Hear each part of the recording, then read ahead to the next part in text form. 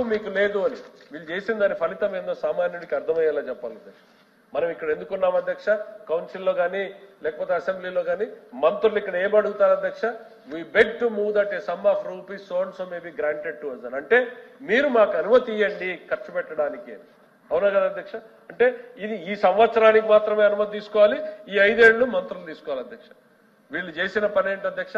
రాబోయేటువంటి 25 సంవత్సరాల ఆదాయాన్ని తాకట్టు పెట్టేశారు. అంటే ఈ సభకు దృష్టికి రాకుండా, సభ అనుమతి లేకుండా చేశారు అధ్యక్ష. ఇది ఇట్స్ ఎ ఫ్యాక్ట్ అధ్యక్ష.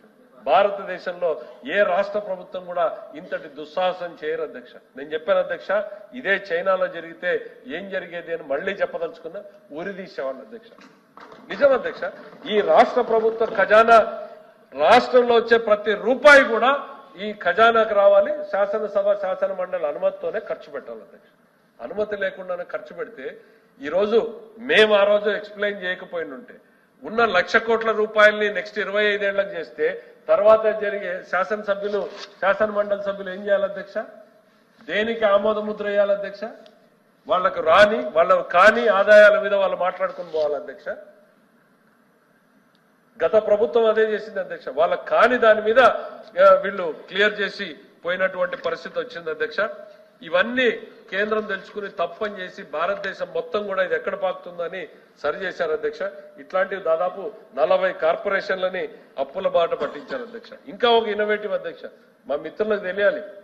ఎందుకనంటే ఏపీ స్టేట్ ఫైనాన్షియల్ సర్వీసెస్ అని ఒకటి పెట్టారు. వాళ్ళు ప్రతిపక్షం ఉండుంటే చాలా బాగుండేది అధ్యక్ష. వినుండే వాళ్ళ లీలలు తెలుసుకుని ఉండేవాళ్ళు అధ్యక్ష. ఈ కార్పొరేషన్ ఏంది అధ్యక్ష? రాష్ట్రంలో ఎవరెవరి దగ్గర డబ్బులు ఉన్నాయో, ఏ సంస్థల దగ్గర, మీరు అందరూ తెచ్చి నా దగ్గర పెట్టుబడి పెట్టండి, మార్కెట్ కన్నా బెటర్ రేట్ ఇస్తాను నేను ఉంది అధ్యక్ష. ఇది గవర్నమెంట్. వీళ్ళు ఏం చేశారు అధ్యక్ష? పోయారు మ్యారిటైమ్ బోర్డులో 1,200 కోట్లు తెచ్చారు. స్త్రీ నిధి అని ఆడవాళ్ల కోసం రాష్ట్ర ప్రభుత్వం కేటాయించింది, వాళ్ళు బ్యాంకులో పెట్టుకుని ఉంటే దాన్ని 700 కోట్లు లాక్కొచ్చి పెట్టుకున్నారు.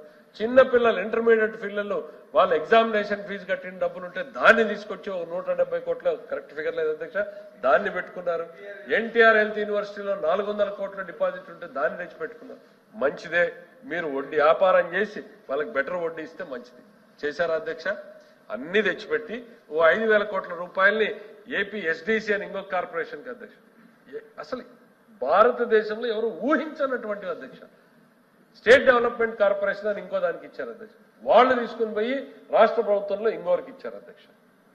ఇవాళ 5,000 కోట్ల రూపాయలు ఎక్కడుంది అధ్యక్ష? ఒక్క రూపాయి లేదు అధ్యక్ష. అది కాదు, ఈ ఏపీ స్టేట్ ఫైనాన్షియల్ సర్వీసెస్ లో ఒక్క రూపాయి లేదు అధ్యక్ష.